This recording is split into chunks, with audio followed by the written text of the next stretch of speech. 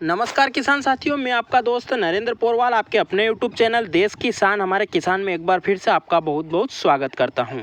किसान साथियों, हम कोई सी भी फसल में बहुत सारा इन्वेस्टमेंट करते हैं, खर्चा करते हैं, लागत लगाते हैं और उसमें एकदम से कोई रोग आ जाता है तो हमें काफ़ी ज़्यादा नुकसान होता है।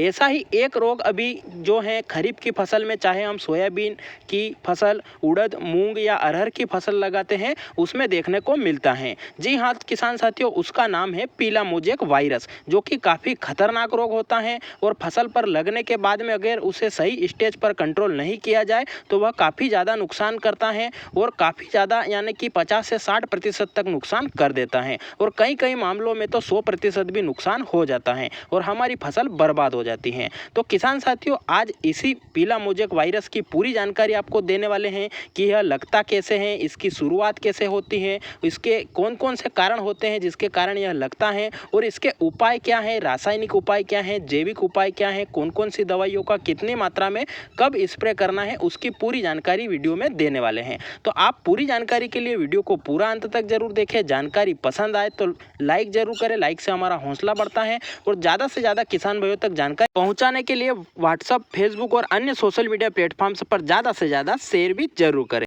और खेती से संबंधित हर एक फसल की संपूर्ण जानकारी, मंडी भाव की जानकारी, प्याज लहसुन की खेती, प्याज लहसुन के भंडारण और गेहूं, चना, अलसी, सरसों, मटर, सोयाबीन की खेती की संपूर्ण जानकारियों के लिए समय समय पर वीडियो प्राप्त करने के लिए चैनल को लाल बटन दबाकर सब्सक्राइब करें और पास में लगा घंटी का बटन भी जरूर दबा दें, जिससे कि हम जो भी वीडियो डालेंगे आप तक बिना देरी के जल्दी से जल्दी पहुंच जाएगा और आप जानकारी से अपडेट हो जाएंगे। तो आइए जानकारी शुरू करते हैं। किसान साथियों, बात करें पीला मोजेक रोग की, तो यह जहां पर गर्मी में मूंग की, उड़द की फसलें लगाई जाती हैं, वहां पर खरीफ की फसल में काफ़ी ज़्यादा होता है और खरीफ की फसल में यह सोयाबीन के साथ साथ उड़द, मूंग और अरहर की फसल में काफ़ी ज़्यादा देखा गया है। बात करें इसकी शुरुआत की, तो इसकी शुरुआत एक सफ़ेद चीज़ से होती है जिसे कि वाइट फ्लाई के नाम से जाना जाता है। वह कुछ हिस्सों में खेतों में लगती है, उसके बाद अगर हम ध्यान नहीं देते हैं तो धीरे धीरे पूरे खेत में फैल जाती हैं। सफेद मक्खी एक रस चूसक कीट होता है जो कि मच्छर या सफेद मच्छर की तरह दिखाई देती है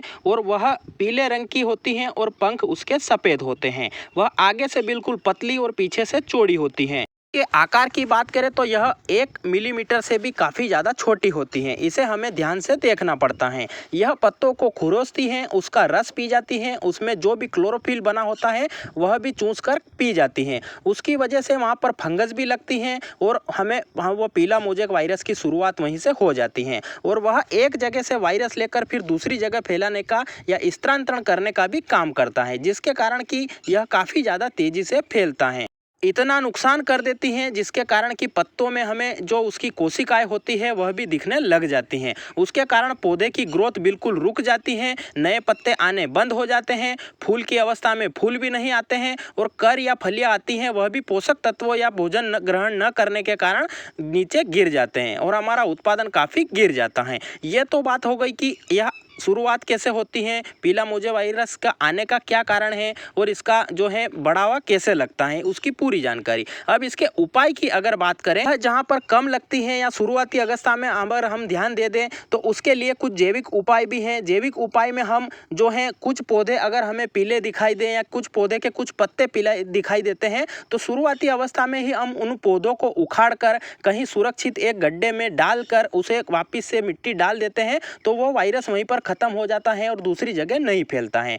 और अगर उसकी मात्रा थोड़ी बढ़ गई है तो हम वो पौधों को उखाड़ कर फेंकने के बाद में उसमें जो टी आकार के बांस लगाकर उसमें जो पक्षी होते हैं उन्हें आकर्षित करने के लिए लगा सकते हैं, जिसके कारण कि पक्षी उस पर आकर बैठेगा और जो मक्खियां हैं उन्हें खाएगा, उसके कारण भी वायरस कम फैलेगा। इसके अलावा रोकथाम के लिए हम जो पीले रंग के चिपचिपे टैग होते हैं वह भी खेतों में लगाकर उसकी रोकथाम कर सकते हैं। अगर और जैविक उपाय की बात करें तो हम नीम का तेल का स्प्रे करके या नीमोजल जो मार्केट में मिलता है आसानी से, उसका भी छिड़काव करके हम इसकी रोकथाम कर सकते हैं। किसान साथियों, ये तो बात हो गई जैविक उपाय की। अब अगर इसके रासायनिक उपाय की बात करें तो रासायनिक उपाय में हम जो इमिडाक्लोरपिड दवाई आती है उसका स्प्रे करके भी इसकी रोकथाम कर सकते हैं। उसकी मात्रा की बात करें तो आपको 150 से 200 ml दवाई को 150 से 200 लीटर पानी में मिलाकर स्प्रे करना है।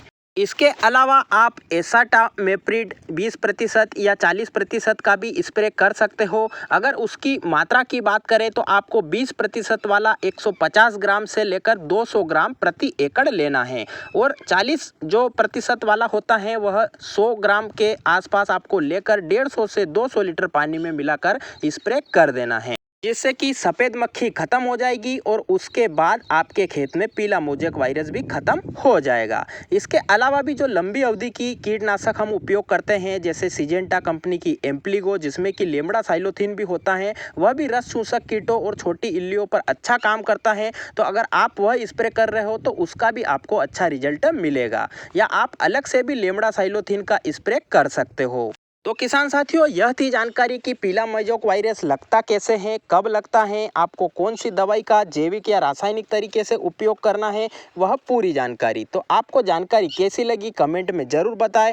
आपको अगर वीडियो पूरा देखा है तो आप जय हिंद कमेंट जरूर करें, जिससे हमें पता चल सके कि कौन कौन किसान भाई हमारे वीडियो को पूरा अंत तक देखते हैं। अगर आपके कोई सवाल या सुझाव हो तो आप वह भी कमेंट में ज़रूर बताएं, जिससे हम आपके सवालों के जवाब भी देंगे। अगर आपके कोई सुझाव होंगे तो वह भी ज़्यादा से ज़्यादा किसान भाइयों तक पहुंचाने का प्रयास करेंगे। आप चैनल पर जाकर हमारे और भी सभी वीडियो जरूर देखें, उन्हें भी लाइक शेयर और सब्सक्राइब चैनल को जरूर करें। फिर मिलते हैं नई जानकारी के साथ नए वीडियो में। तब तक के लिए धन्यवाद। जय हिंद, जय भारत, वंदे मातरम।